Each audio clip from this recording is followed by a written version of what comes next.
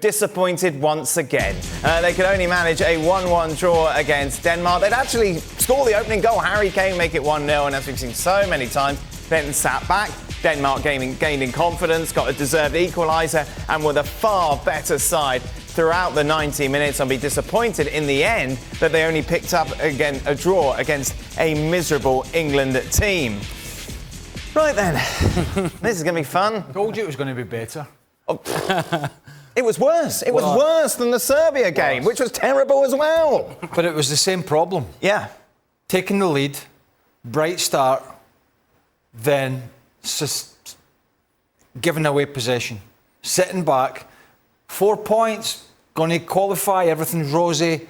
The performances with the talent available has been awful. To be dominated in the second half by Serbia and this Denmark side that are not a patch on 3 or 4 years ago, is quite embarrassing. We're going to talk about Spain a little bit later. But all the Spanish talent are getting on the ball and they're passing it and they're moving and they're creating stuff. They're getting Spain on the front foot. Foden, Bellingham, Saka, Kane. I mean, 3 of those were taken off, weren't they?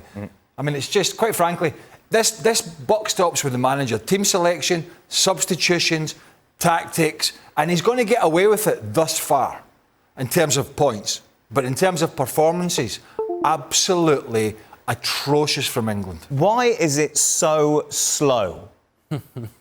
It's a great question. It was quite embarrassing. I mean, it's copy and paste. When you watch England, they take the lead. It's incredible how many times they take the lead, England, and then just go back foot, retreat. But that can't... Nothing about them. Southgate can't be on the touchline going, right, boys. I agree. Retreat now. I agree. So therefore, where's the leaders? Where's Declan Rice? Where's Harry Kane verbally getting his team up the pitch?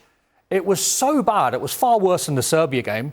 The substitutions were very bizarre. And my biggest question with Gareth Southgate is, when you're making these substitutions, you're not really changing the tactics. Why would you take Harry Kane off? Why couldn't you put Ollie Watkins on and play a different formation and play Ollie Watkins with a Harry Kane? It's almost like you just take Phil Foden off, put Eza on, take Kane off, put another centre-forward on, take a midfield player off, take a midfield player off. I've seen Jose Mourinho take Joe Cole off in a game for Chelsea in 20 minutes. I've seen Pep make changes at half-time.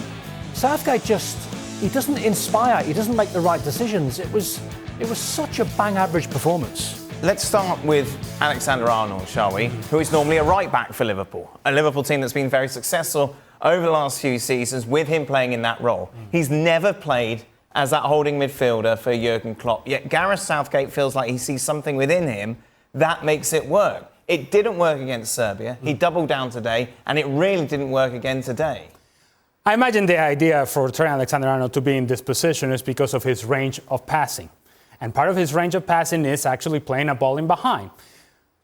How many times did England actually look to get in behind? It wasn't until the 25th minute that we saw the first run in behind from Jude Bellingham. And so if you have Harry Kane coming and throwing for the ball, as he does quite often, then those guys on the outside have to be willing to run in behind. Jude Bellingham has to be willing to run in behind. Because then, if he's not finding those through balls, if he's not finding the big switches, then the role of Alexander-Arnold actually becomes mute. Yeah. Because, quite frankly, if you're just going to have a guy who's going to pass it sideways and back, and he's not going to defend, then you're missing out on what his strength is. And his strength is actually finding that ball forward.